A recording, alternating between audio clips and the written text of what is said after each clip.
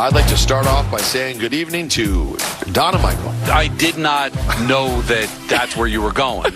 What else is a big piece of news? And to myself, baby Rosenberg will be coming to a crib near you in January 2025. I guess it's a crib near me, more so than a crib near you. It's in your crib, though. It's a crib in my crib. That's right. Well, guys, you know what we do on Fridays, and you know what they say, Michael. What? There's no ENN. None. Like a Football Friday ENN, Oh, yeah. moments after announcing the birth of your first child to be coming in a couple of months. That was a very awkward sentence, but I get what you said. Let me try it again. And you know what they say, Michael? There's no ENN, like a Football Friday ENN, when you announce that your wife is pregnant with your first child. There you go. I put it together. It took time. Let's start, though, looking back a little bit, because the Jets won, I guess it was a football game. Something happened at a stadium last night. MetLife Stadium. They're playing football. Can I tell you something that you guys will disagree with? Yeah, sure. I love the Jet uniforms. I don't fully disagree. I love the helmets. They're sharp. Don hates Don hates alt unis. Well, especially when they just throw in black and it's not a color of the team. It's stupid. It's lazy. To be better. But we have that, Michael. I think Peter still was here when they presented us with the Sam Darnold jersey. I still have it boxed away someplace. I took mine as a Namath jersey because I knew that would hold up. I didn't know if Sam I don't think I was given a choice. Yeah, I was given a choice. No, but I don't know. Michael makes demands. Michael makes demands. Listen, it can look sharp, I guess, but it's not one of their primary colors. So it just, I don't know. I don't like it. Don't care for it at all. Hated the Mets black jerseys. I just don't care for it at all. Let's hear from Aaron Rodgers. Yes. What was different in the second half yesterday? Scored. We had 4 tackles and a center playing line. We had Olu. He played left tackle in college, was playing right guard. Max Mitchell played a lot of snaps for us over the last couple of years at tackle, was playing left guard. Obviously, Tyron and Moses were playing. Simpson, John got hurt. AVT's been out. Jake Hansen, who was filling in for AVT, got hurt. So I think those guys just settled down in the second half. We ran the ball pretty well. I thought Brees had a really good game running through some of the garbage and smoke, and we also opened up some good holes. And then at some point, you just kind of knew I wasn't going to suck for the entire game. I was going to make a couple throws. And then, 5. What could you say? He made 2 ridiculous catches, and Tay finished off the game there in the fourth. I love Brick. They're still sloppy, but the sloppiness ended up helping them because Rodgers had that huge run down to near the goal line. And it came back because of a holding penalty. But he looked good, didn't he? He made some guys miss, and he just looked like kind of the old Aaron Rodgers there for a second. But if that play stands, then maybe you don't see the Wilson catch because that was the same drive. So it ended up working out, put him in a different place on the field, and you end up seeing one of the forever catches a Jets ever made. I mean, it's got to be top 5. I mean, just trying to think in the years that I covered him, how can you find a catch better than that? Speaking of the wide receivers, let's talk to Aaron Rodgers about Garrett Wilson's catch. Well, for the snap, I knew it was 3rd and extra long. I was looking at the weak side safety, and I was like, if he drops down at all, I'm just going to say, screw it. I'm going to throw it up to G. I felt like I put it in a decent spot. Yeah, I didn't do a whole lot when it comes down to it. I just got to lob one up there. He made an unbelievable catch. When I saw the replay, it looked like he had his knee in, so I thought, shoot, let's throw the challenge. Brick was already in front of me throwing it, but that was a huge play. First one was a huge play as well, but game-changing play. Certainly was that. The Jets get a much-needed victory. Aaron Rodgers, in fact, says that they had to win this football game.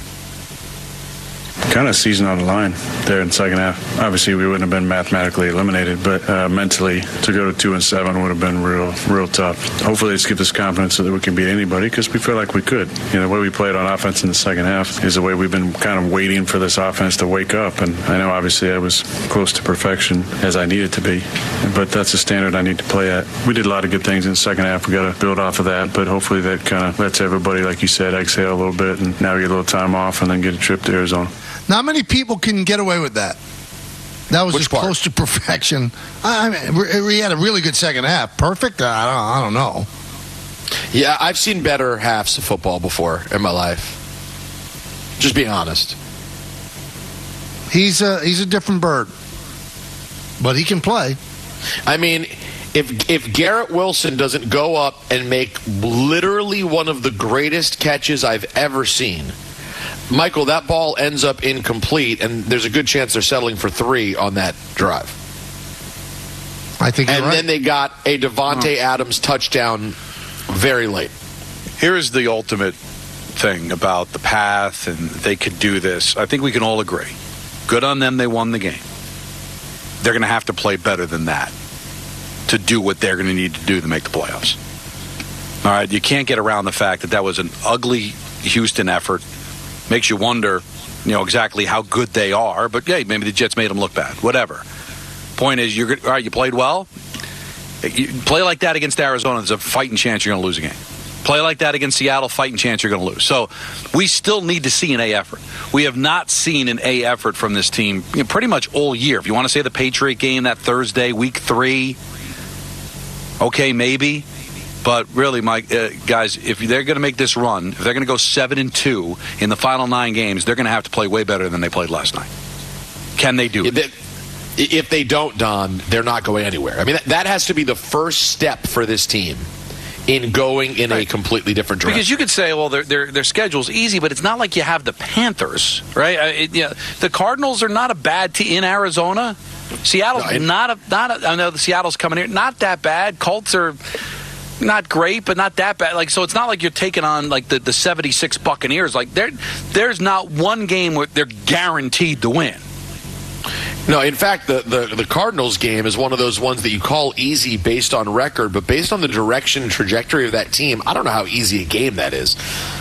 I'll tell you what's not easy, but we manage to do it every week, and that is your Week 9 NFL announcer lineup. Hey, Don. Yes. Let's take a trip. Let's get on the first Delta flight smoking and go down to Atlanta. Hotlanta, as the kids say. I believe the Falcons started selling a very cool Outcast Atlanta Falcons sweatshirt this week. Very cool. It's the Cowboys and the Falcons. You throw out the record books. A lot of history. 1 o'clock on Fox. Adam Amin on the call. Now stands erect.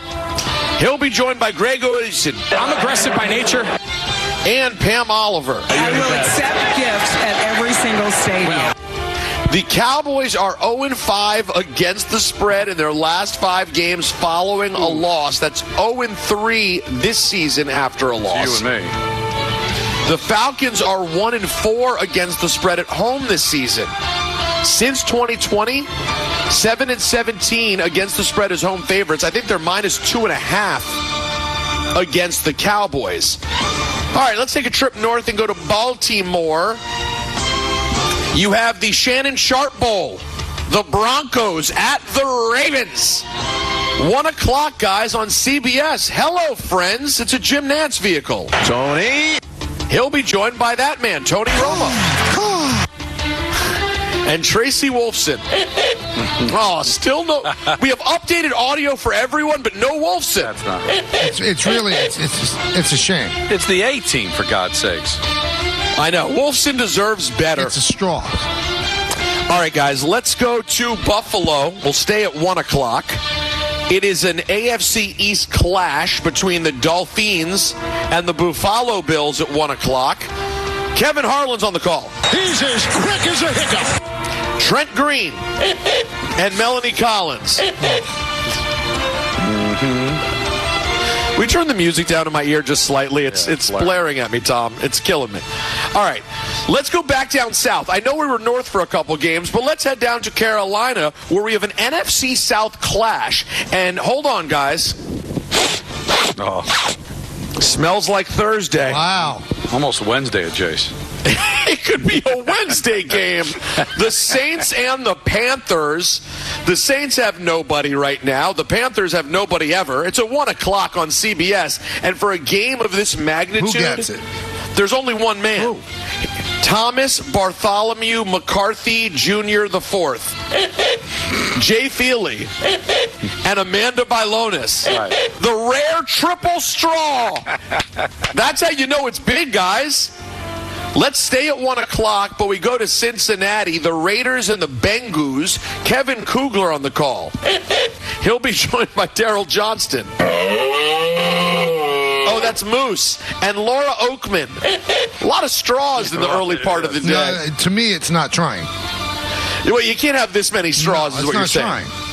Let's go to Cleveland Town. You throw out the record books when the Chargers and the Browns get together. 1 o'clock, CBS, Spiro Dides. My heart is always at the Jersey Shore. Adam Archuleta. Oh, no. And Aditi Kinkwabala. Now, 1 o'clock, here's one that we're all dialed in on right here. Do you have a guess, guys, on who would be the voice of the 4-point favorite Washington Commanders up against the New York Giants? Ambassador Johnson? No. I know it's not Ken. I'm going to go. It's a Chris Myers vehicle. No. Oh, you're damn right. Oh, no. Hi, I'm Chris Myers. Just when you thought the Commanders arrived. He'll be joined by the slightly corny and weirdly voiced Mark Sanchez. I'm never changing who I am. And Christina Pink. Come on. I mean, we're not even trying. Let's take a trip to Nashville.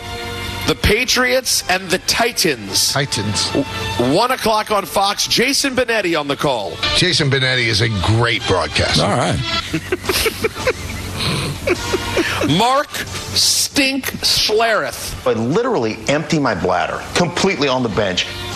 And Jen Hale. 4:05. Oh, man, you throw out the record books. Why do I feel like the Eagles do nothing but play repugnant games every week? Like I feel like I'm never interested in the Eagles game this year. And that is the case this week. The Jaguars at the Eagles. 4:05 on CBS. Andrew Catalan. Going up high and bringing it down for 6. Tiki Barber. My go-to karaoke song is Sunday Morning by Maroon 5. Jason McCourty and A.J. Ross. Now, 4:05 also. Oh, this is dead sexy. The Chicago Bears at the Arizona Cardinals. It's a CBS vehicle. It's Ian Eagle on the call. What if I called you a wanker? He'll be joined by Chuck Charles Davis and Yvonne Washburn. The lobby is bustling. There is an energy here. All right, let's get some big-time national action. I'm talking about, guys, you're going to get done with the Commanders-Giants game. Hopefully the Commanders just won 45-17. And for everybody. And I'm because why do the Giants need to win? You know what I mean? I'm luxuriating. And then you go, wait a second. This is a dead sexy NFC North clash. Yeah. The Packers are hot, hot, hot. They're hosting the Detroit Lions, who are heating up to be the kind of Lions that Don and I have grown to love. It's 4:25 on Fox. It's Kevin Burkhardt, baby. Boston College. He'll be joined by Tom Brady, Aaron Andrews. All right, old man, I can joke with you about that. And Tom Rinaldi. That he was actually ready to come out and play. That he's, pardon me, The Lions are 41-17 against the spread under Dan Campbell. Do you hear that? I heard it. That's why Don and I picked them so much. 41-17 against the spread, the best record in the NFL since 2021. The Packers are 54-37 against the spread, not too shabby, under Matt LaFleur, the second best record in the NFL since that time. Let's go to Sunday Night Football. The Minnesota Vikings hosting the Indianapolis Colts. NBC at 8:20. Mike Tirico on the call. They still seem to resonate. There are 3 teams. Chris Collinsworth. Amongst huge people, he was huger. Wow. and Melissa Stark. Oh, she deserves better. I honestly. agree. How does Stark get up strong? I'm offended. The Colts are 7-1 against the spread this season. Tied with the Commanders for the best record in the NFL. The Vikings are 8-15 against the spread at home as favorites since 2020. The last game of the week, a fun one on Monday night. Baker Mayfield and the Bucs at your undefeated Kansas City Chiefs, 8:15 on ABC and ESPN. Joe Buck on the call. See ya! He'll be joined by Troy Aikman. He is so hot inside. And Lisa Salters. It's starting to feel sexist, is what it's starting to feel. Do you guys feel what I'm saying? Or no, you're right. When you're right, want to make fun of women. Misogynistic sons of... So we didn't have Megan O'Leary. All we had was Erin Andrews and Pam Oliver. We got to do better. Pink. No Pink. No Stark. No Salters. The no Stark is borderline disgusting. It's probably a Hall of Famer. There's a Manning cast, which means the Mannings and Bill Belichick are together for some reason. The Buccaneers are 10-2 against the spread on the road since the start of last season, including 8-2 against the spread as road dogs. Baker Mayfield, though, is 5-10 against the spread in primetime games. The Chiefs are 3-0 against the spread in primetime this year. That'll do it for your NFL announcer lineup on this week 9. Shout out to our friends over at Security Dodge. Shop 24/7 at securitydodge.com during their Black Friday sales event. We're coming back right here on Yes and 880 ESPN.